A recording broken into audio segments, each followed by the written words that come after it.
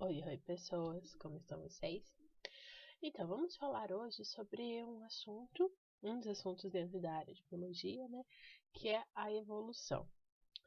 O que é a teoria da evolução? Então, primeiramente, antes de chegar ao que é a teoria da evolução, a gente tem que ver como que foi o pensamento evolucionista durante o tempo até chegar no que a gente tem hoje de teoria da evolução. Então, na Grécia Antiga, algumas pessoas, alguns pensadores, tinham a ideia de que os seres vivos sofriam alterações ao longo do tempo. Então chegou a época do mundo ideal. Quem já estudou um pouquinho de filosofia, de pensamento grego, sabe que existia um mundo da ideia, né, onde tudo era perfeito, lindo e maravilhoso, e o mundo real. Então esse seria o mundo ideal. Nesse mundo ideal, então os organismos, os seres vivos já existiam, já eram perfeitos, então eles eram imutáveis, eles não sofriam essas alterações que se acreditavam anteriormente. Com o passar do tempo, a gente teve uma ampliação dessa ideia de fixismo. O que é o fixismo? Fixismo é que as espécies surgiram do jeito que são atualmente, né, e nunca se modificaram. Independente de quando elas surgiram, elas permaneceram sempre da mesma maneira, certo? Com a questão da religião, né, que a religião sempre foi muito forte, então essa ideia ficou ainda mais fortalecida, né, e surgiu o que a gente chama hoje de criacionismo, que é o quê? Teria um Deus, no caso, para onde surgiu a ideia, que foi na Inglaterra, né? Seria o Deus cristão. Então, o Deus teria criado os organismos da maneira como eles são, né, como está escrito na Bíblia, e a partir do momento que Deus criou, não seria mais modificado.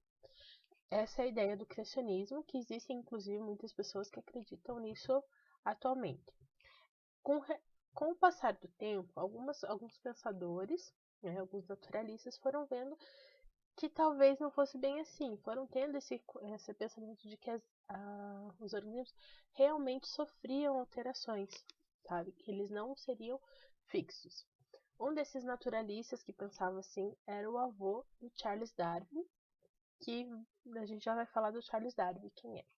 Um outro nome dessa ideia de alteração, que é bastante famoso, é o Jean-Baptiste de Lamarck. Lamarck era um título que ele tinha, né? Então a gente conhece ele como Lamarck, e as ideias dele são conhecidas como Lamarckismo. E o que o Lamarckismo diz? Ele tem duas ideias principais, né? Ele defendeu, por vários anos ele publicou ideias, teorias com relação ao que ele achava com relação a essa modificação, né? As ideias não eram novas, né? Ele só foi um pensador, um naturalista que publicava com relação a isso e defendia isso. O que ele dizia? Que os organismos sofriam alterações e essas alterações eram feitas, sofridas de acordo com o que o ambiente exigia da espécie. Então, esse pensamento de que o ambiente faz com que a espécie modifique é bastante importante e ela permanece até hoje. O que não permanece são as outras duas que a gente chama de leis que ele propôs, né? Essas duas estão incorretas, mas inclusive o Charles Darwin, que nós já vamos falar sobre ele, acreditava nessas ideias, que é a lei do uso e desuso e a lei da transmissão dos caracteres adquiridos, ou das características adquiridas. O que é isso? Ele dizia que o que acontecer com a espécie hoje, né, o que ela modificar hoje, ela vai passar para os seus descendentes. Essa é a lei da transmissão. E a lei do uso e desuso diz como que ela vai alterar isso. Como que ela altera, né, quais são as alterações que ela sofre. Um caso clássico que a gente verifica nos livros é a questão do pescoço da girafa. O que o Lamarck dizia? Que a girafa precisava alcançar os brotos de cima das árvores, então para ela conseguir alcançar esses brotos, ela tinha que esticar o pescoço. Com o tempo, quando sempre esticando, esticando, esticando o pescoço, chegou um momento em que o pescoço dela foi aumentando de tamanho. E cada vez que esse pescoço vai aumentando de tamanho, essa característica é transmitida para o filhote. ok? Essa é a lei do uso e desuso. Por que ela está errada? A gente sabe que as nossas características são passadas para os nossos filhos, correto? Porém, até essa época, até o século XIX, não se sabia como que isso era transmitido para a prole, né? Lamarck, inclusive, dizia, né, que tinha alguma coisa que fazia com que essas características fossem passadas para o filhote, mas ele não explicava como que isso acontecia, ele só sabia que acontecia. E o que ele dizia era que nessa, por exemplo, o pescoço da girafa, ela teve que forçar até que o pescoço foi crescendo. Hoje nós sabemos, né, que a gente tem a genética, que nessa época não existia, a gente sabe como que os genes são passados de pai para filho. Então a gente sabe que uma característica nossa para ser transmitida para o nosso filho, ela tem que estar no nosso óvulo, no nosso espermatozoide, que são as células reprodutivas dos organismos. No caso, o ser humano tem o espermatozoide, né? Uma planta tem o grão de pólen, por exemplo, e o óvulo da grão de pólen masculino e o óvulo feminino. Então, essas características precisam estar nessas células. Se eu estico o meu pescoço, ele fica um pouquinho maior, essa característica ela não vai estar na minha célula reprodutiva. Quer dizer, pode ser que aconteça alguma mutação, que nós vamos ver mais para frente o que é, que vai alterar minha célula germinativa. Mas só o fato de eu exercitar o músculo não necessariamente vai estar essa característica dentro da minha célula reprodutiva. Por exemplo, um halterofilista. Um halterofilista ele vai passar meses e anos trabalhando, fazendo exercícios e aumentando os seus músculos. Quando ele tem um filho, o filho dele já nasce musculoso? Não, por quê? Porque essa característica não está na célula reprodutiva. Ele foi trabalhando os músculos dele. É uma capacidade que ele tem de aumentar os músculos, mas isso é uma capacidade que ele tem, não é que essa característica foi passada para o espermatozoide dele e ele vai passar isso para o filho dele. Entendeu? Então é o mesmo caso do pescoço da girafa. Hoje nós sabemos, né, que existe uma variação no pescoço da girafa, por exemplo, assim como existe no ser humano. Os seres humanos são todos do mesmo tamanho? As mulheres são todas da mesma altura? E os homens são todos da mesma altura? Não, existe uma variação nisso. Então, existia o que a gente diz hoje, né? Que existia essa variação nos pescoços da girafa. Se a melhor comida, estava no topo, as que tinham um pescoço mais comprido conseguiam se alimentar melhor do que as que tinham um pescoço mais curto, e com o passar do tempo, ou pela falta de alimento, ou porque quem conseguia se reproduzir melhor, tinha mais filhotes, eram essas de pescoço mais longo, porque elas também tinham comida para dar para os filhotes. Então, ela foi se permanecendo na população, né? Os filhotes dela tinham um pescoço longo, os filhotes desses filhotes também tinham um pescoço longo, e os do pescoço mais menor, né? Os pescoços mais curtinhos iam morrendo sem deixar filhotes. Isso é o que a gente fala hoje, mas na época a ideia de Lamarck não era essa, ok? Inclusive Darwin, né, acreditava em algumas dessas ideias. Lamarck também falava uma coisa que hoje a gente sabe que não é correta, que existia uma força interna, uma força inata, ou seja, o organismo já nasce com essa força dentro dele, que vai fazer com que ele se modifique ao longo do tempo e chegue a um nível mais complexo. Ou seja, para ele, nós seríamos o topo da evolução, seríamos o organismo mais complexo, e uma bactéria seria a base da evolução. Ou seja, ao longo do tempo, essa bactéria ia se transformando em um organismo mais complexo, por exemplo, com 2, 3 células, aí com mais células, ia ficando cada vez mais complexo, mais complexo, mais complexo, até chegar no que nós temos hoje de animais extremamente complexos, como no caso o ser humano. Hoje a gente sabe que não é assim. Por quê? Porque as bactérias continuam existindo. Se elas precisassem chegar num nível tão complexo, provavelmente os organismos mais simples, os unicelulares pelo menos, já teriam sumido. Por quê? Porque já passou muito tempo para nós irmos evoluindo, evoluindo, evoluindo e ficando cada vez mais complexos. Inclusive o ser humano, se você considerar que é o topo da evolução, deveria ter bem mais seres humanos e bem mais outras espécies também. certo? Então essas ideias estão incorretas. Porém, a ideia de que o ambiente vai forçar ou selecionar essas alterações, que é uma ideia que Lamarck já tinha, já defendia, essa ideia permanece válida ainda. Então chegamos a Charles Darwin. Na verdade, quando Lamarck publicou essas ideias do uso e desuso, da transmissão dos caracteres, foi exatamente no ano que Darwin nasceu. Darwin, o pai dele queria que ele fosse médico, igual porque o pai dele também era médico, mas ele não gostava muito da medicina, ele tinha alguns problemas com, por exemplo, fazer cirurgia sem anestésico, esse tipo de situação, e ele preferia estudar outras coisas.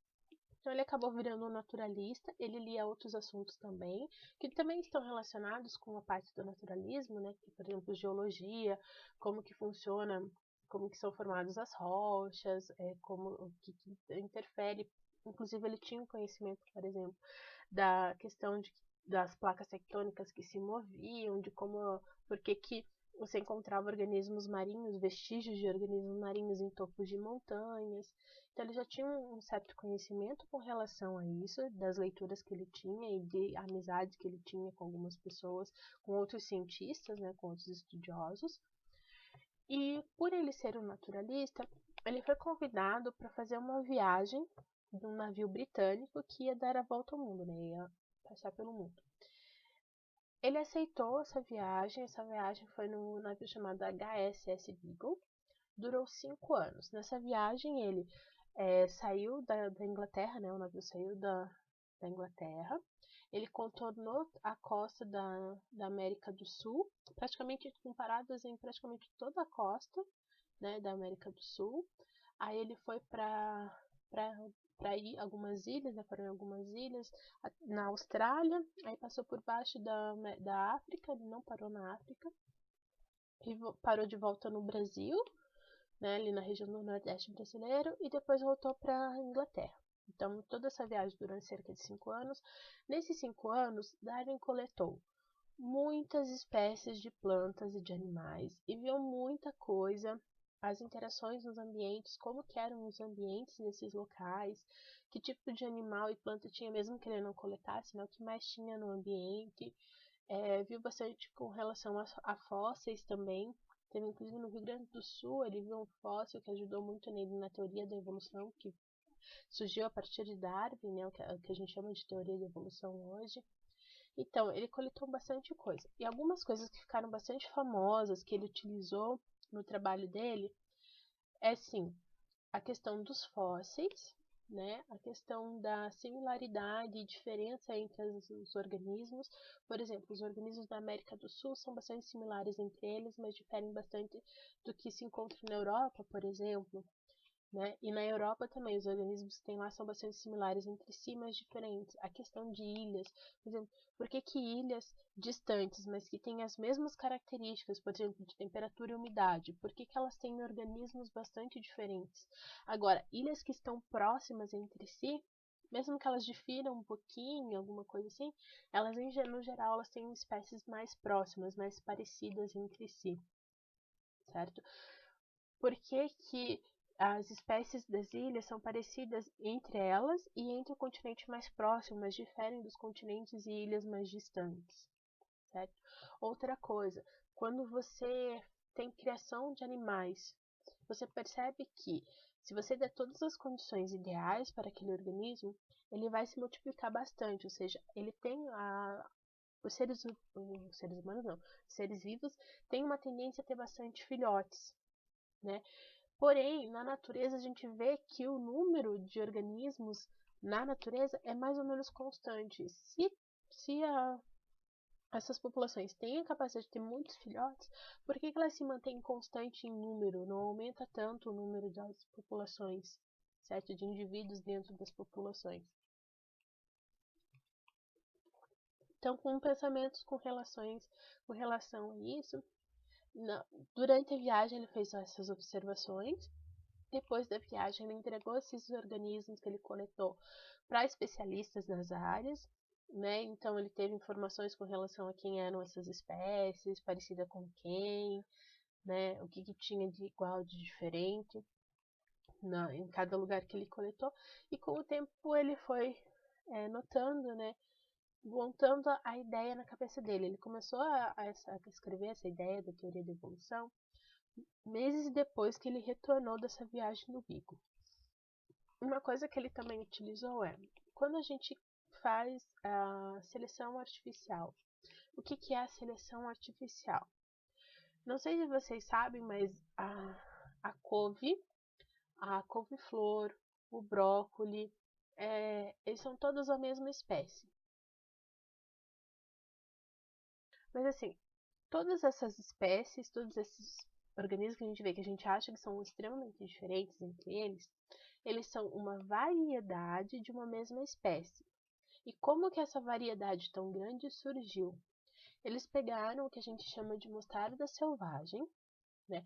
É uma plantinha pequenininha com umas florzinhas amarelinhas, folhinhas e tal. Eles foram fazendo cruzamentos e cruzamentos dessa plantinha e com o tempo eles obtiveram todas essas. A couve de Bruxelas, a couve lisa, a couve rajadinha de branco, a couve asperazinha, Então, todas essas variedades surgiram de um único organismo. Só que nós fizemos isso, nós selecionamos o que a gente queria. A mesma coisa aconteceu com os cães. Por que nós temos tanta raça, tanta diversidade de cães? Porque nós fomos selecionando. Eu quero o cão que tenha focinho comprido. Então, cada vez que nasce um filhote de focinho comprido, eu cruzo ele com outro filhote de um outro de focinho comprido. Eu quero um pequenininho. Eu sempre pego os menorzinhos das ninhadas e cruzo entre eles. Então, com o tempo, a gente vai selecionando o que a gente quer. Isso é chamado de seleção artificial. Né? Então, quer dizer, os organismos, isso mostra que os organismos têm essa capacidade para se modificarem. Né? Então, se a gente consegue modificar um organismo desse jeito, então quer dizer que não é impossível que ele se modifique ao longo do tempo no ambiente. Né? Depende das condições ambientais. E foi isso que Darwin verificou. Ele foi fazendo perguntas, que nem as que eu coloquei, né? Por que na ilha eles são mais parecidos nas ilhas próximas e próximo ao continente, diferente das outras ilhas? Foi fazendo várias perguntas nesse quesito, e daí ele chegou à conclusão de que existe uma seleção natural. O que é a seleção natural? Quer dizer que as condições do ambiente onde aquele organismo vive vai dizer para onde que ele vai, o que vai acontecer com ele. Por exemplo, eu tenho uma população de animaizinhos e o predador dele é muito rápido. Então, o que vai acontecer? Esses animais, para eles fugirem do predador, eles têm que ser bastante rápidos ou saberem se esconder, correto? Então, digamos que onde eles estão vivendo tem bastante lugar para se esconder e tem como eles correrem para fugir do predador. Então, o predador que chega, você não precisa ser necessariamente rápido para fugir do predador. Você precisa ser ou rápido ou saber se esconder, ou as duas coisas, melhor ainda. Mas se você souber uma dessas coisas, ou correr ou se esconder, você consegue se livrar do predador, você sobrevive, vai ter filhotinhos. As fêmeas, que também podem influenciar nisso, é porque se eu vou ter filhote, eu vou escolher alguém que sabe se esconder, ou alguém que sabe correr para fugir do predador, ou quem não consegue fazer essas coisas direito. Ou o predador já pegou esse indivíduo e ele já morreu, já não vai ter como deixar descendentes, ou às vezes a fêmea vai preferir aquele que corre mais ou aquele que se esconde melhor, para garantir que os seus filhotes também tenham essas características, correto? Assim, a fêmea em si, ela não vai escolher assim, eu penso assim, mas tem outras características também naqueles indivíduos que vão chamar mais a atenção das fêmeas, certo? Isso é uma outra questão, é uma outra parte do estudo, né, da evolução não, da biologia, que é a parte de etologia, que entra comportamento animal, né? Só para comentar agora, que o tema é evolução. Então, aí o ambiente permite que você se esconda ou que você corra do predador. De repente, por algum motivo, por exemplo, assim, diminuiu a quantidade de chuva. Então, as plantas que tinham no lugar acabam morrendo. Sobrevivem, por exemplo, as plantas que não permitem mais que você se esconda com tanta facilidade do predador. A partir de então, quem vai fugir do predador é quem consegue correr. Quem consegue se esconder já não vai ter tanta facilidade de fugir do predador. Por quê? Porque ele não tem mais onde se esconder. certo? Então, com o passar do tempo, aqueles que só conseguem se esconder, mas não conseguem correr, vão sendo devorados pelos predadores, né? Ou as fêmeas não vão mais escolhendo esses. Então, quem consegue se reproduzir são esses que conseguem correr mais, correto? Então, a partir de então, com sucessivas gerações, isso não é de uma geração para duas ou para três. Depois de várias e várias e várias e várias gerações, essas alterações, né, podem demorar milhares de anos para acontecer, como pode ser um pouco mais rápido, né? Em algumas décadas você vê essa alteração na população. Mas, por exemplo, digamos que nesse caso, em algumas décadas, você consiga ver que o número de indivíduos nessa população que consegue correr rápido é bem maior do que aquelas que só conseguem se esconder. Ou, inclusive, não existe mais organismo que tenta se esconder, eles só correm a partir de agora. Certo? Então, por que aconteceu essa alteração no ambiente? Eles resolveram que eles precisavam correr? Não. Eles não tinham mais a outra opção de se esconder, ou seja, o ambiente selecionou a característica de corredor naquela espécie. Entendeu? Então, essa é a ideia de seleção natural. Aquilo que nós fazemos com os organismos de selecionar o que a gente quer, a natureza também seleciona. Só que ela não diz, eu quero a partir de agora que seja assim. Aconteceu alguma alteração no ambiente que forçou que aquela característica fosse reforçada, né, fosse fixada na população e alguma outra característica fosse perdida. Certo? A característica não precisa ser necessariamente perdida. Ela pode existir ainda, mas ela não se manifesta mais.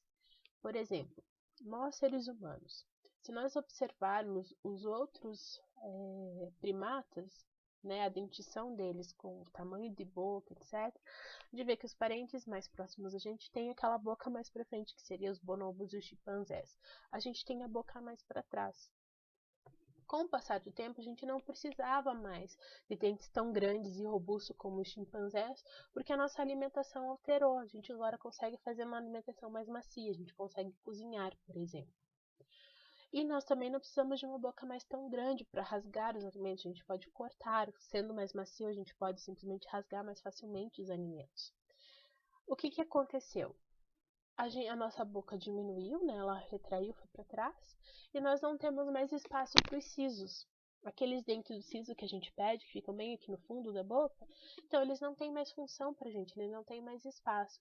Por isso que a maioria das pessoas, quando nasce, causa bastante problema, entorta os dentes, tem que tirar, fora a dor que é quando nasce, né? E já notou-se que as novas gerações, cada vez um número maior de pessoas estão nascendo sem os sisos.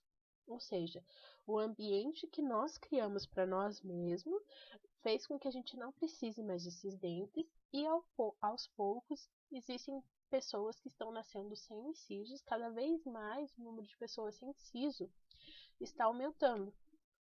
Eu tive sisos, eu tirei 2 sisos, os 2 de baixo, os 2 de cima não nasceram.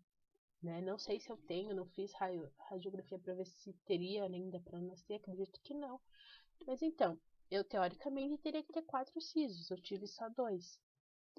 Né? Então, já são alterações que estão surgindo na população humana que nós podemos verificar. Então, a evolução vai acontecendo aos poucos por pequenas coisinhas. Por exemplo, a gente conseguiu amolecer as nossas comidas, a gente consegue cozinhar. Né? Então, elas são comidas macias, nós não precisamos de dentes tão grandes, tão robustos. Tanto que os nossos dentes são bem menores do que os dos primatas mais próximos a gente. Tá? E isso é uma questão da seleção natural, que é a ideia principal de Darwin. A que Darwin publicou no famoso A Origem das Espécies. A gente chama o livro de A Origem das Espécies, mas o nome do livro é A Origem das Espécies através da Seleção Natural. Tá? Uma coisa que precisa deixar clara, que eu deveria ter comentado no início do vídeo e acabei esquecendo, é uma coisa que eu sempre vejo as pessoas confundirem é teoria da evolução com origem da vida.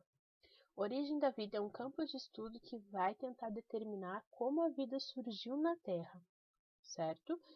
Tem algumas ideias, por exemplo, de que a vida teria vindo com meteoros, né, de outros lugares do universo, e esses meteoros, esses organismos não morreram, não sofreram muito quando chegaram na Terra. Algumas pessoas pensam como que não morreram, né? Nós aqui na Terra nós temos um organismo chamado tardígrado. É um bichinho super fofinho, coisa mais fofa.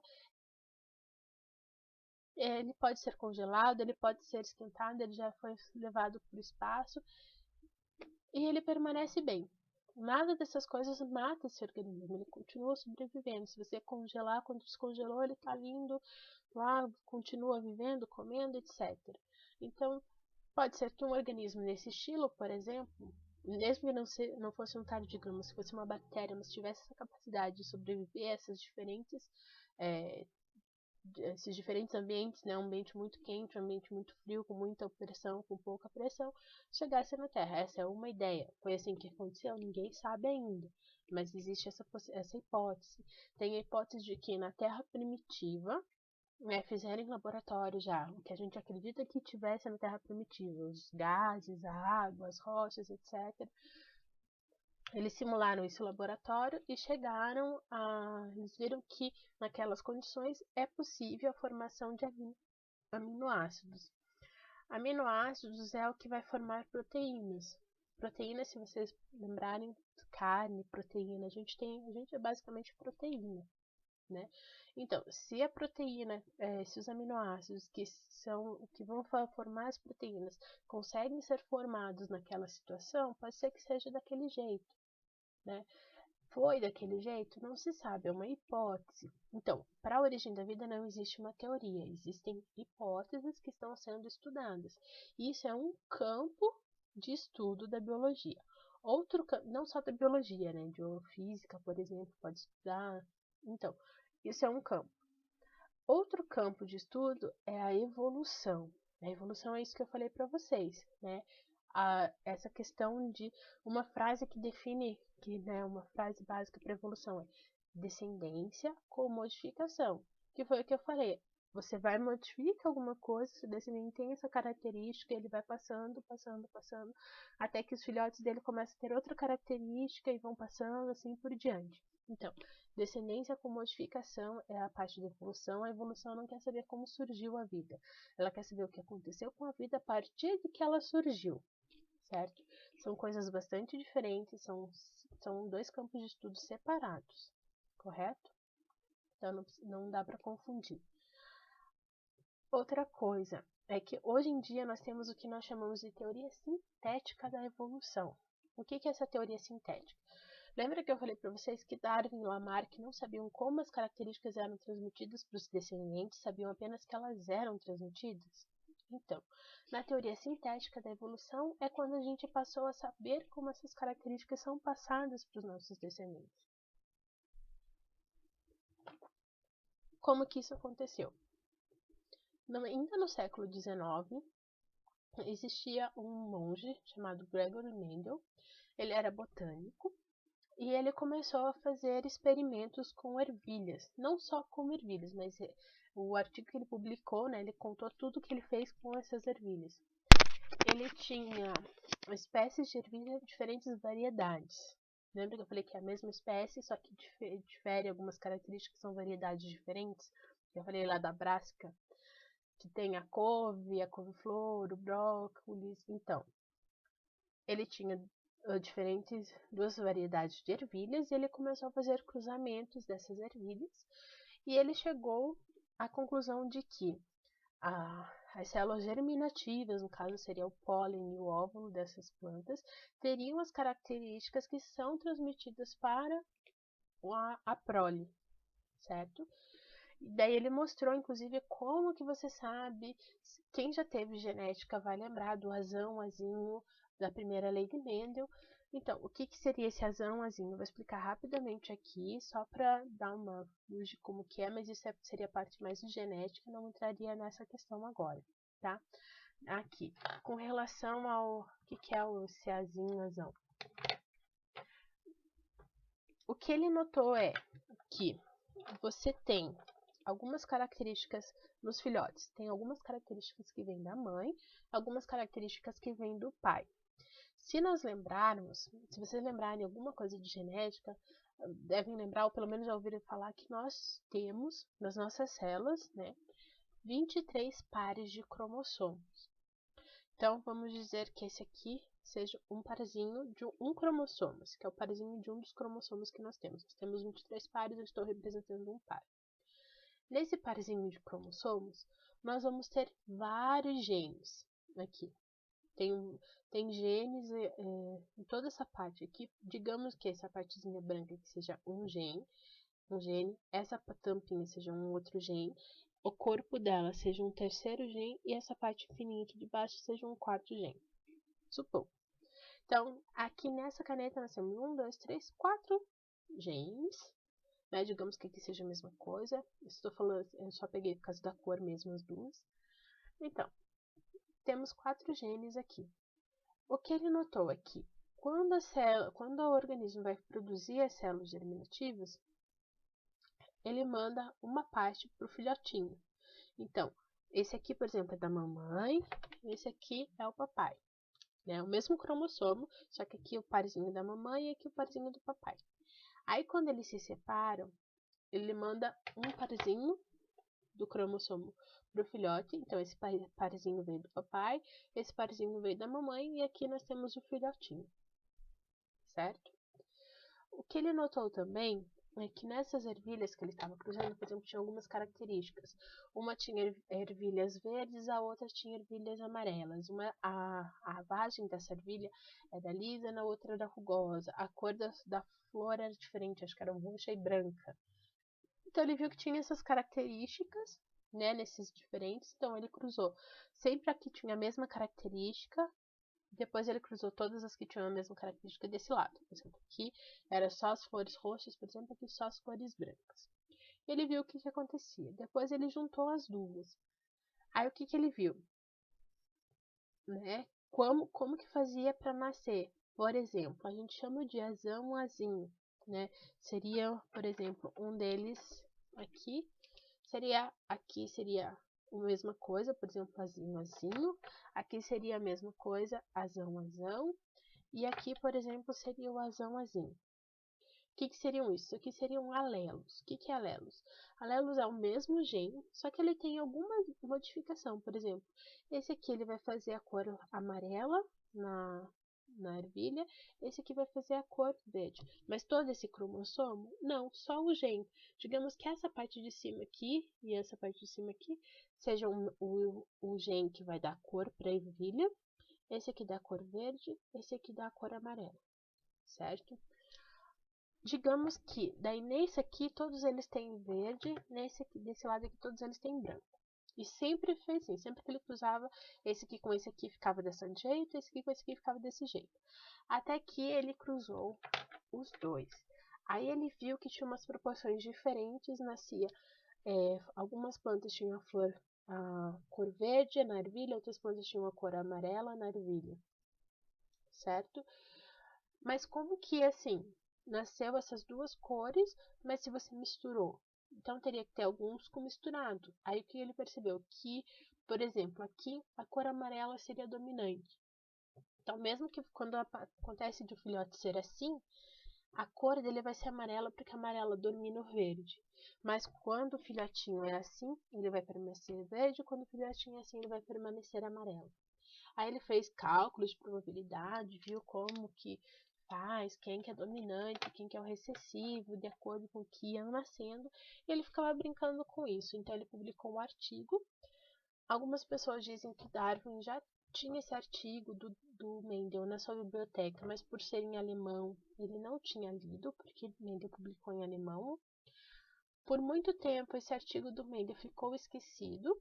Aí, de repente, eles redescobriram esse artigo do Mendel. Aí eles foram ver o que o Mendel escreveu, foram testar, viram que era assim que funcionava mesmo. Inclusive, descobriram mais coisas. E a partir daí, a gente tem a teoria sintética da evolução, que diz que a evolução acontece através da seleção natural, que é aquilo que Darwin colocava, mas colocou a parte de Mendel também, que é essa parte da genética. Inclusive, o Mendel é considerado o pai da genética. Só que então, eles descobriram que, né, dos fatores, o que a gente chama de fatores evolutivos, os 3 principais fatores evolutivos, que são a recombinação gênica, a mutação gênica e a seleção natural. A seleção natural, a gente já conversou, né, gatinho? Alfredo Felício, veio dar um oi para vocês. A gente já conversou sobre a mutação gênica, a seleção natural. A parte de recombinação gênica, ela vai estar... Deixa eu mandar ele para fora, senão ele vai ficar atrapalhando a gente. Vai, gatinho. Tchau, Nenê. O que acontece? A mutação gênica e a recombinação gênica vão fazer parte dessas descobertas de Mendel e do que a gente descobriu a partir das descobertas de Mendel. Eu vou pegar aqui um exemplo, essas canetinhas. Digamos que isso é a mesma coisa, é um cromossomo, ele tem as duas partes, né? Nós temos um par de cromossomos, uma parte veio da mãe, uma parte veio do pai, certo?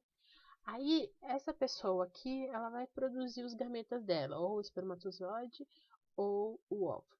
Durante a produção, a gente não pode mandar isso aqui para o nosso filho.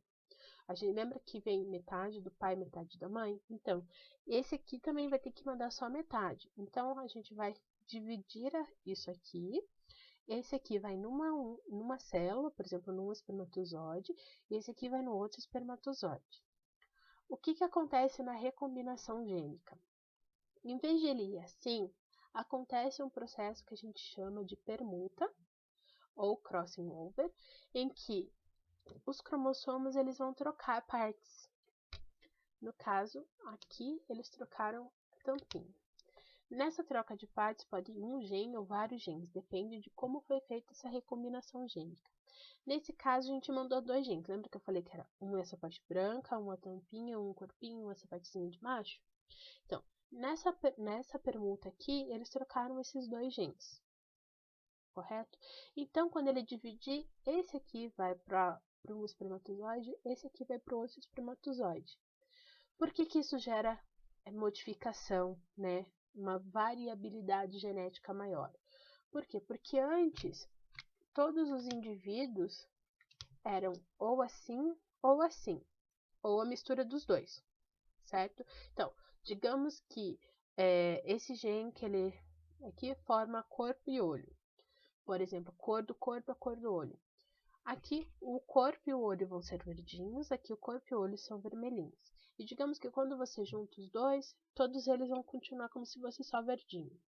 Então você tem 2 opções na população. Ou eles são corpo e olho verde, ou eles são corpo e olho vermelho. Por quê? Porque quando você junta os dois, esse aqui domina esse e continua verde. Então você só tem essas 2 opções.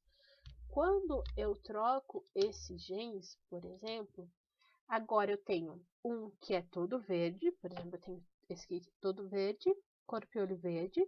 Eu vou ter esse aqui, que é o corpo e olho vermelho, que eram aqueles originais que a gente já tinha, mas a partir de agora eu passei a ter um que tem o olho verde, o olho vermelho, o corpo verde, ou o olho verde, o corpo vermelho. Então, eu alterei já essa população. A partir de agora, eu tenho uma mistura dessas características. Eu não tenho mais um que é todo vermelho e um que é todo verde. Agora, eu já tenho um que tem uma parte vermelha e uma parte verde. Certo?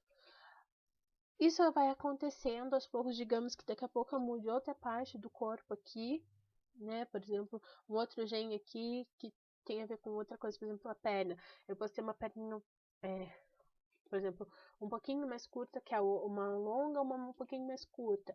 Aí na recombinação eu passo a ter tudo longo ou tudo curto, né? E não tenho mais um intercâmbio, né? Uma coisa no meio. Aí acontece que eu troco esses genes e parece também que além da troca de corpo, uma variação no corpo, tem uma variação nas pernas. Por exemplo, todo mundo que era vermelho tinha a perna comprida, agora tem a perna curta no vermelho também. Então, essa recombinação gênica ela vai causando variabilidade. E o que é bom nessa variabilidade? Por exemplo, a partir do momento que eu tenho uma grande variabilidade, a seleção natural pode atuar. Por exemplo, digamos que os predadores eles comiam apenas os organismos que eram todos vermelhos. A partir de agora, ele vai poder, além de comer todos os que têm vermelho, ele pode comer o que tem o olho verde e o corpo vermelho. Ele tem mais opções. Né? Então, quer dizer, aquele mesmo que ele não seja mais todo verde, que ele tenha só o olho vermelhinho, ele pode fugir também. Então, ele tem uma possibilidade a mais, e assim essa característica vai permanecendo na população. Ou, por exemplo, uma resistência. Por exemplo, existiam aqueles organismos que tinham uma alta resistência a uma doença, uma baixa resistência à doença. Então, quando essa doença chegava, esses daqui, todos esses sobreviviam, todos esses morriam. Agora tem uma variabilidade. Então, tem os que vão morrer, os que vão ficar só doentes, os que não vão sentir nada. Né? Ok, eu diminuí a quantidade de gente que vai morrer, porque agora metade desses que iam morrer só vão ficar doentes, certo? Então a seleção natural tem uma maior variabilidade de coisas para mexer, para ver o que fica e o que sai na população. E o que isso tem de bom? O que isso tem de bom é que a partir de agora eu tenho uma maior chance de sobreviver ou uma maior chance de morrer, independente. Tenho uma maior chance de algumas características permanecerem na população e outras sumirem, porque a seleção natural tem mais com o que brincar. Assim como o Mendel brincou com as plantinhas lá de fazer os cruzamentos, a seleção natural meio que brinca assim também. Então, vai criando uma variabilidade, vai criando uma diferenciação grande na população, e isso permite que, por exemplo, mais gente possa sobreviver. Por quê? Porque ou foge do predador ou se esconde, que são questões de adaptação, que é uma outra questão que também tem a ver com a seleção natural, que é uma frase bastante comum na parte de evolução é a mais forte sobrevive. Só que essa frase ela está errada, é o mais apto sobrevive. Por quê? Porque não necessariamente o mais forte vai sobreviver. Por exemplo, o mais forte pode ser aquele que acaba enfrentando o predador e por mais que ele seja o mais forte da população, ele acaba morrendo. Ou porque ele vai ser comido pelo predador, ou porque ele vai se machucar muito e vai ficar doente e vai morrer. Então, é o mais apto, aquele que consegue se adaptar ao ambiente. A adaptação é assim, é uma coisa que está dentro da seleção natural, porque se eu estou apto, eu consigo sobreviver melhor, né? Por exemplo, tem a questão básica do ser apto é uma mariposa, ela tinha duas colorações básicas, uma branquinha com os pontinhos pretos e a outra bem escura, bem acinzentada. Eles viviam numa floresta onde tinha bastante líquen nas árvores. O líquen é aquela coisa estranha que a gente vê nas árvores, meio esbranquiçada, meio acinzentadinha. Assim, tem uns que são coloridos. Mas ele deixa o tronco bem acinzentado. A mariposa branquinha, acinzentada, com aquelas manchinhas pretas, quando ela pousa no líquen, ela desaparece. Você quase não enxerga ela. A melânica, que a gente chama, que é essa mais escura, quando ela pousa no líquen, ela fica bem evidente. Uma ave que passe por ali vai pegar, vai comer essa melânica e vai deixar a branquinha. O que acontecia nesse ambiente? O número de mariposas branquinhas era muito grande e as melânicas, essa mais pretinha, mais acinzentada, era um número pequeno. Existia na população, mas em número baixo. Chegou a Revolução Industrial, máquinas a vapor com carvão, queimando carvão, encheu de fuligem a região, os líquens eles morrem, porque a poluição faz com que eles morram. Inclusive, se você observar uma cidade bastante poluída, a quantidade de líquens no ambiente é bem menor. Então, esses líquens foram morrendo, foram sumindo das cascas das árvores, e as cascas das árvores foram ficando acinzentadas por causa da fuligem. O que aconteceu? A mariposa branquinha passou a ficar evidente quando ela pousava na árvore, e a melânica, que era acinzentada quase da mesma cor da árvore, ficava praticamente invisível. Então, quando uma ave passa rapidamente voando, ela enxerga a branquinha, passou a comer mais a branca do que a preta. O que aconteceu? Antes era a população de brancas, população de melânicas. Se inverteu.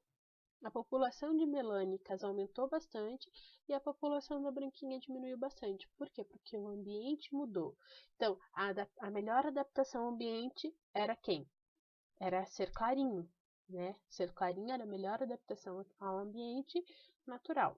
Quando chegou a Revolução Industrial, mudou o ambiente, a melhor adaptação passou a ser escura e ser clarinha deixou de ser uma adaptação boa. Então, o que isso mostra? Que o ambiente seleciona as características. Então, a adaptação é bastante importante. O que a gente tem de evidências que a evolução deva ocorrer como a gente está dizendo nessa teoria. Nós temos fósseis. O que fósseis nos mostram? Que os organismos que viveram no passado são semelhantes aos que temos nos dias atuais, porém são diferentes. O que tem de diferença e o que tem de semelhança? Por exemplo, nós temos fósseis de libélulas gigantescas, com metros. Hoje, o que a gente tem de libélula? Um bichinho assim, né, com as asas abertas. Nós temos fósseis dos dinossauros. Hoje em dia, nós não temos dinossauros. Quer dizer, nós temos dinossauros, são as aves. As aves são descendentes dos dinossauros, de uma linhagem de dinossauro que veio. Inclusive, já tem indícios fósseis de que, por exemplo, o Tiranossauro Rex, aquele lagartão bonito que a gente vê nos filmes de Hollywood, ele tinha, se não tinha penas, ele provavelmente deveria ter plumas. Talvez não no corpo todo, mas em algumas regiões do corpo talvez tivesse plumas. Por quê? Porque dessa linhagem que surgiu o Tiranossauro Rex foi evoluindo e chegou no que a gente tem de aves hoje. Certo? Então, como é que a gente sabe que aconteceu isso? Porque a gente vai vendo fósseis. Nesses fósseis, a gente vai encontrando pistas do que aconteceu no passado, por isso que a gente vê aquelas imagens bonitas com dinossauros, com árvores desse tipo ou daquele tipo. Por quê? Porque você vai encontrando essas pistas, você vai encontrando que tipo de vegetação tinha, como que era o animal. Se você encontra como que é a boca do animal, os dentes, você pega como que são hoje em dia. Por exemplo, os dentes que são nesse formato aqui, hoje em dia são de animais herbívoros. Então, provavelmente esse fóssil é de um animal herbívoro. Se você encontra dentes, por exemplo, caninos, você encontra um organismo que nem o tigre dente de sabre. Você sabe que ele tem um formato parecido com o de um felino, aquele canino enorme, então você imagina que ele deveria ter mais ou menos os mesmos hábitos alimentares que os nossos felinos de grande porte têm hoje, a onça, o puma, né, o leão. Então, você faz essas comparações com o que a gente tem atualmente com o que a gente vê no registro fóssil para inferir o que deveria ter acontecido naquela época. E quando você fala, por exemplo, assim, se é desse jeito, né, provavelmente esse animal provavelmente foi evoluindo assim, assim, assim, até chegar no que a gente tem hoje. Para algumas coisas a gente tem esse registro fóssil quase completo, para muita coisa a gente não tem. Mas para esses que a gente tem, a gente consegue ver essa evolução, essa diferenciação. Então, provavelmente para o resto aconteceu da mesma maneira. Se não for desse jeito, o que poderia ter sido acontecido? Poderia ter acontecido assim. Mas quando você passa a observar e fazer testes, inclusive no computador, a gente sabe, por exemplo, se o tamanho do osso, a largura e o comprimento do osso é desse tamanho, o animal tem que ter esse tamanho, tem que se locomover desse jeito. Por quê? Porque a gente tem o que a gente chama de... como que é? Biomecânica. A gente sabe como que o organismo se sustenta hoje. A gente sabe que se tiver um osso muito grande, muito pesado, ele não vai conseguir caminhar. Né? Se a musculatura que a gente tem nos animais de hoje se insere no osso dessa maneira, se você tiver as marcas da musculatura naquele osso, provavelmente o músculo era parecido. Então, a partir daí, a gente consegue ver o que aconteceu com os animais do passado e o que tem hoje. E a gente tem os fósseis não precisam ser apenas ossos, tem plantas petrificadas, animais petrificados, que é quando os minerais que formam a rocha vão tomando o lugar da matéria orgânica. Você vê o formato certinho daquele animal, daquela planta, mas aquilo feito de pedra. Por quê? Porque a matéria orgânica já foi, mas a matéria mineral está ali. Você vê pegadas, você vê rastros. Alguns você sabe do que é, outros você imagina que deva ser, né? Pelo tipo, você consegue ver como que eles caminhavam. Tem registro de ovos, por exemplo, alguns ovos você consegue identificar algumas partes do embrião dentro quando você usa técnicas, né? Por exemplo, para ver como que está por dentro. Você tem ninhos, então tudo isso tem no registro fóssil. O registro fóssil também tem de animais completamente assim preservados em geleiras, né? Então a gente tem um animal completo em geleira, a gente sabe que aquilo existiu em algum dia, né? E não existe mais atualmente. Você tem os animais inteiros guardados, preservados em âmbar fóssil. Âmbar é aquela, quem viu o Jurassic Park deve lembrar, quando a planta tem aquela seiva espessa, grossa, que vai escorrendo, ela pode passar por cima dos animais, e se aquilo ficar preservado, você tem esse animal preservado, né? Um animal que não existe mais hoje. Hoje tem diversos insetos, tem grilo, aranha,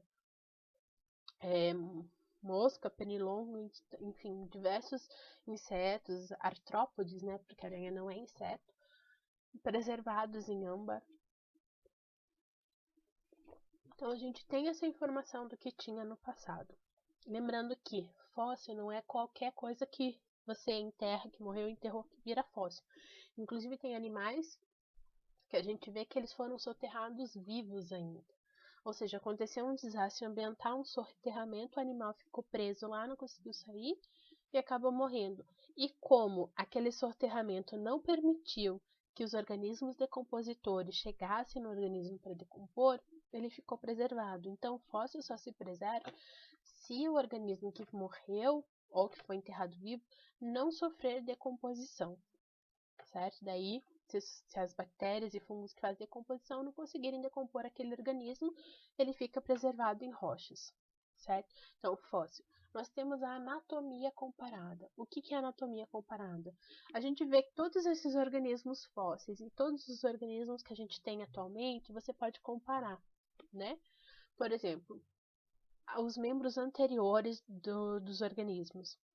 Se você pegar o nosso corpo, nosso braço, nós temos esse osso daqui é o húmero, aqui esse osso de cima. A gente pode fazer assim, ó. Quando você faz assim, esse osso que tá aqui é o rádio, aqui embaixo nós temos a ulna. E aqui os carpos e metacarpos, né? Que são os dedos, os ossos da mão e dos dedos, certo? Se você pegar uma asa de morcego, uma pata de cavalo, uma pata de gato,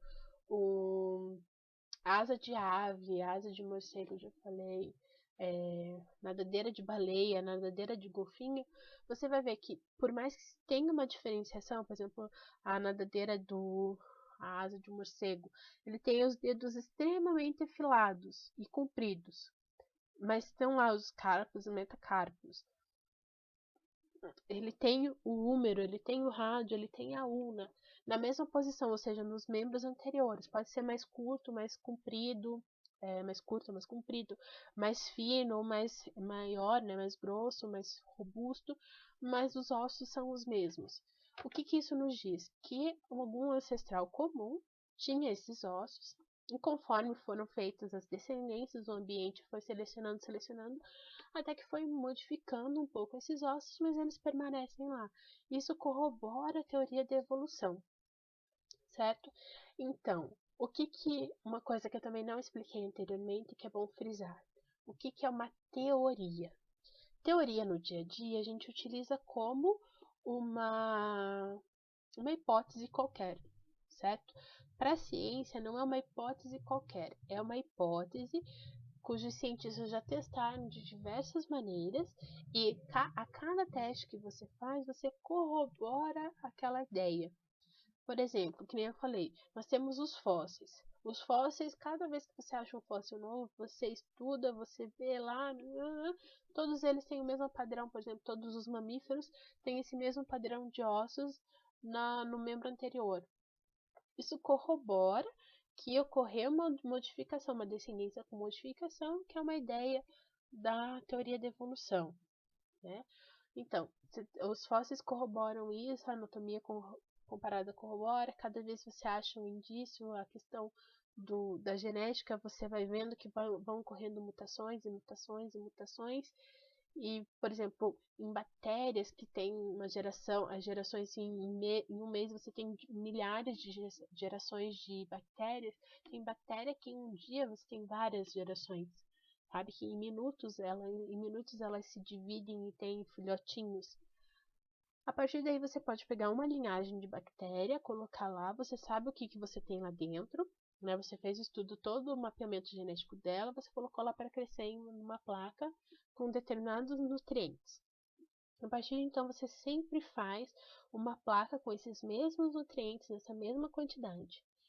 Tudo isso, digamos, por um ano. Depois de um ano, você pega aquela bactéria que você tem depois de um ano e compara com a bactéria original que você colocou lá. Você pode ver o que foi alterado, né? Fora que às vezes você consegue ver na própria placa, né? O que foi alterado na bactéria, se ela conseguiu se alimentar melhor ou pior, por exemplo. Você já vai vendo isso na própria placa, mas depois você pode fazer essa comparação do genoma dela e ver o que mudou, certo?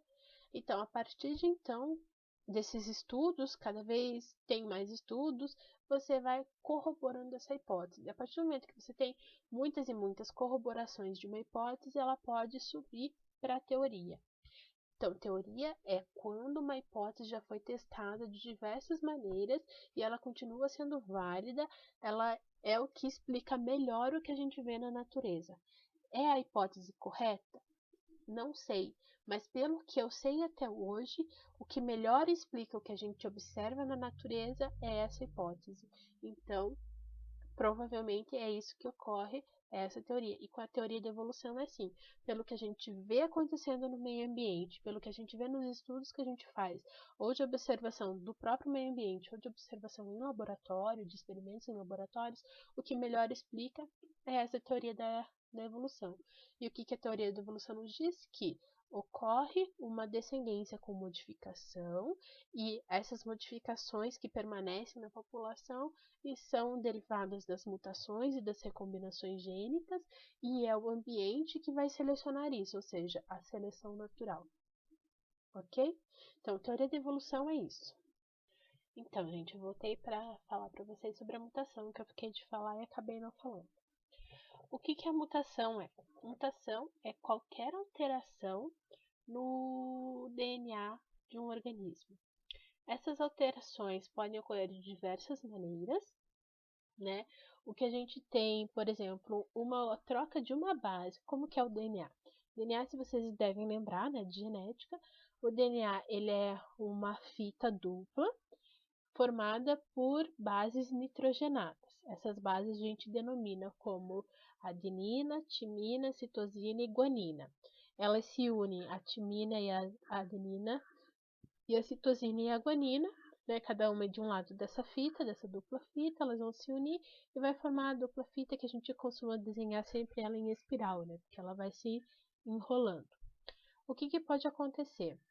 Nessa fita de DNA, por exemplo, digamos que a ordem das letras que aparecem no DNA é A, T, C e G. Por alguns motivos existem, né, por exemplo, agentes mutagênicos que vão fazer essa alteração, ou pode ser um erro na hora de duplicar o DNA. Por quê? Porque quando você vai dividir uma célula, você tem que duplicar esse DNA. Por quê? Porque você tem o DNA de uma célula. Para você ter duas células, tem que ser duplo esse DNA, tem que dividir ele.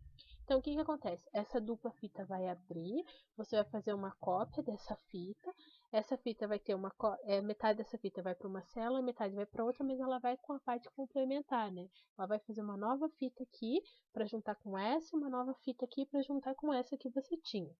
Por isso que a gente diz que o DNA ele tem uma transcrição semi-conservativa. Por quê? Porque para cada célula vai metade do DNA original e metade o DNA novo.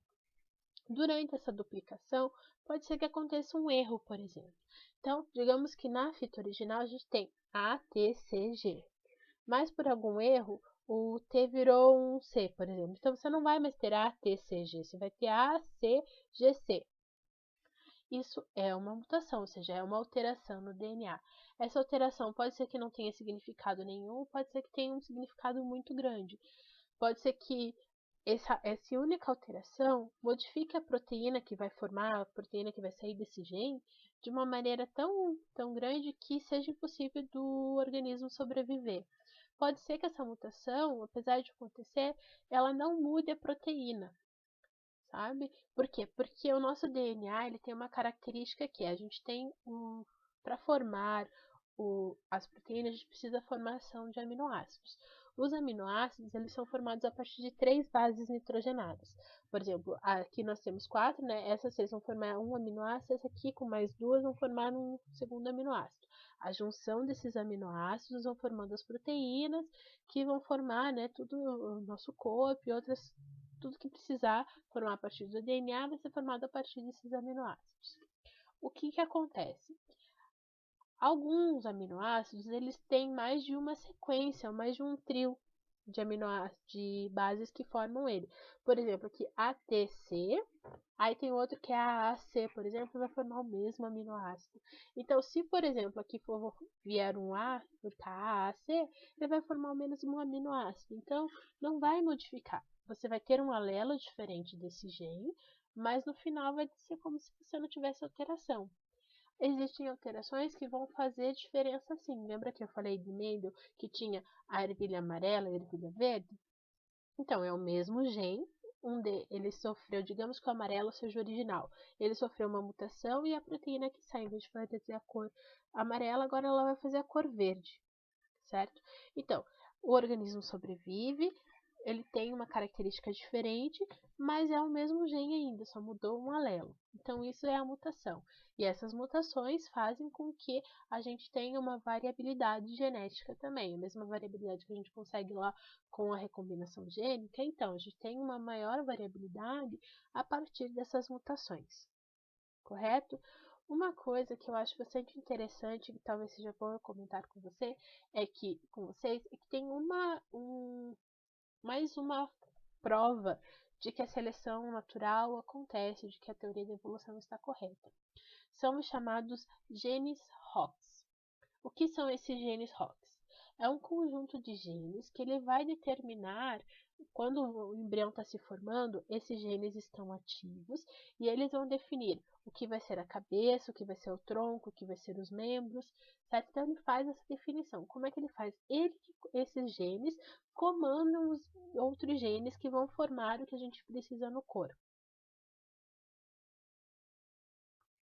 O que foi observado é que esse conjunto de genes, que foi dado o nome, né, a partir dessa sigla de Hox, eles estão presentes em vários dos organismos e eles são praticamente idênticos nesses organismos, certo? Eles formam as mesmas partes nos organismos diferentes. Tanto é que eles fizeram, inclusive tem um experimento que eles fizeram, eles pegaram uma mosca, ela tinha um defeito. Os filhotinhos dela nasceriam sem olhos. Eles pegaram o gene Hox de formação de olho de um camundongo, implantaram no ovo dessa mosca e a mosquinha que nasceria sem olhos, nasceu com olhos, certo? Então, é um gene de um camundongo, um mamífero que foi implantado em um inseto, que é uma mosquinha, né? E ele fez o mesmo papel. Ele continuou formando os olhos. Então, esse gene, o que ele nos mostra? Ele nos mostra que a gente provavelmente teve um ancestral comum para todos os organismos. E como é que a gente tem tantos organismos diferentes hoje? Porque foram feitas alterações com o passar do tempo. Então, teve um organismo original que tinha esses genes Hox que faziam, né, a formação do corpo desse organismo. Com o passar do tempo, ele sofreu algumas alterações e formou um outro organismo um pouquinho diferente, e assim por diante. Foi formando, até que a gente chegou no que nós temos hoje de organismos que a gente conhece. Tanto é que, quando a gente fala de evolução também, tem o que a gente fala de árvore, a árvore, né, que tem. Inclusive Darwin já fez um desenho de uma árvore que tinha os raminhos, eram os organismos atuais, e os ramos anteriores, né, são os organismos mais antigos. Tem a questão, por exemplo, do somos todos macacos, que depois vários biólogos explicaram por que a gente pode ou não dizer o que é um macaco, o que não é. Por quê? Porque tem essa árvore que nos mostra que de um ancestral comum saíram outras espécies. Essas espécies, elas necessariamente vão destruir o ancestral comum vai sumir? Não necessariamente, ele só pode. Só que a gente não sabe quem é o ancestral comum. Por quê? Porque com o passar do tempo ele também vai sofrendo modificações. Então pode ser que não é que aqui, por exemplo, assim, aqui surgiu um primeiro primata. E esse primata simplesmente morreu e surgiram os filhotinhos dele, cada um se diferenciou de um jeito. Não, esse primata ele foi se diferenciando, talvez uma parte da população migrou para um lado, uma parte migrou para o outro, o ambiente vai selecionando características diferentes e você não identifica mais o ancestral comum, né? O primeiro ancestral, você identifica somente essas novas duas espécies. Mas por características semelhantes entre essas duas espécies, você sabe que provavelmente elas tiveram um ancestral comum em algum momento, né? Que tinha essas principais características, como por exemplo o gene ROX. A gente sabe que teve algum ancestral que tinha esses genes e eles foram mantidos na população. Por que eles estão mantidos até hoje? Porque eles estão funcionando. Por que eles não são mais idênticos? Porque à medida que a gente foi evoluindo, as características foram sendo alteradas e algumas características desses genes também foram sendo alteradas. Mas eles ainda são tão parecidos que uma espécie de um mamífero e uma espécie de mosca conseguem utilizar o mesmo gene, esse mesmo gene ROX, e ele continua atuando. Outra coisa que eu esqueci de falar, mas eu acho importante também, é que a gente não pode falar, por exemplo, que nós somos mais evoluídos do que uma mosca. A mosca, ela está viva hoje, atualmente. Está. Nós estamos vivos hoje, atualmente. Estamos. Então, nós dois somos evoluídos igualmente. Ok? Eu não posso dizer que eu sou mais evoluída do que uma mosca. Eu posso dizer que eu tenho uma maior complexidade no meu organismo do que uma mosca. Por exemplo, as moscas das frutas, né? A Drosophila melanogaster, ela tem 4 cromossomos. Nós temos 23, né, pares de cromossomos. Ela tem 4, nós temos 23. Só de cromossomos nós já temos um número muito maior, muito mais complexo. A gente pode ter um organismo mais complexo porque nós temos muito mais genes, etc. Mas nós somos tão evoluídos quanto as moscas. Então a gente não pode dizer que algum organismo que está vivo atualmente é menos evoluído do que a gente. Outra coisa, evolução não é sinal de melhora. Certo? Eu falei o tempo todo, evolução é questão de você passar novas características, os seus descendentes terem novas características, ou seja, descendência com modificação. Em nenhum momento eu falei que essa modificação traz uma melhora. Inclusive eu comentei, né, que podia ser uma coisa melhor ou pior. A evolução é uma alteração. Alterou uma característica, você evoluiu. Se essa característica vai ser melhor ou pior para a população, isso a gente vai ver com o tempo, mas a evolução não diz que é melhor. Se você procurar em alguns dicionários, inclusive fala que é você melhorar, né? Alguma coisa com relação a melhorar. Não, no dia a dia a gente usa a palavra, eu preciso evoluir, eu preciso crescer no meu emprego. Para a ciência, para a evolução não é isso. A evolução é a mudança, uma alteração que vai gerar uma mudança na população. Não tem nada a ver com melhoria, certo? Bom, então era isso, pessoal. Espero que vocês tenham gostado do vídeo, que vocês tenham aprendido alguma coisa. Já sabem, né? Qualquer dúvida, os comentários estão aqui embaixo. E eu prometo que eu vou tentar responder e tirar todas as dúvidas, correto? Tchau, tchau, pessoal.